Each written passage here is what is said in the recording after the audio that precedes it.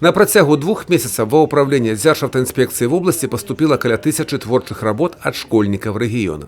Гэта вершы, дэвізы, фотаздымкі, відэа. Асноўная тэматыка – дзіцячы погляд на бяспеку дорожного руху и папярэджанне травматизму з удзелам непаўналетніх. Ребята принимали участие в различных номинациях. Их было всего 4. Это конкурс анимационных роликов, конкурс видеороликов, конкурс на лучший девиз и лучшую фотографию, пропагандирующую соблюдение правил дорожного движения. В адрес госавтоинспекции поступило огромное количество работ, их было около 1000. И путем интерактивного голосования были определены победители в каждой номинации. Амаль 3 тыдні ў афіцыйнай групе ДАІ сацыяльнай сеткі УКонтакце доўжылася інтэрактыўнае галасаванне. Падпісчыкі групы самі вырашылі, хто заслужыў перамогу ў розных номинациях. Правила дорожного движения, они очень важны. Я хотел побольше о них разузнать, и для этого вступил в участие конкурса и выиграл в номинации «Девиз». Вообще, это, по-моему, очень хороший конкурс, призывает всех детей не нарушать правила дорожного движения. Это меня, в принципе, сподвигло на то, чтобы свои фотографии прислать на этот конкурс.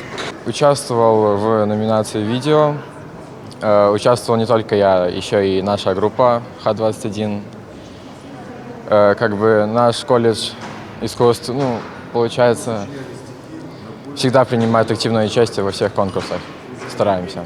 Галоўнай жа мэтай конкурсу «Добрая дарога» было праз саміх дзяцей і падлеткаў у гульнявой форме і крэатыўна данесці да іх асноўныя пастулаты бяспечнай жыццядзейнасці, што заўсёды спатрэбіцца і ў дарослым жыцці. А за перамогу ў розных намінацыях былі падарункі, што таксама стымулюе дзяцей прымаць удзел у падобных мерапрыемствах. Ничто так не подвигает к размышлению ребенка, как, собственно, участие в каких-то творческих делах.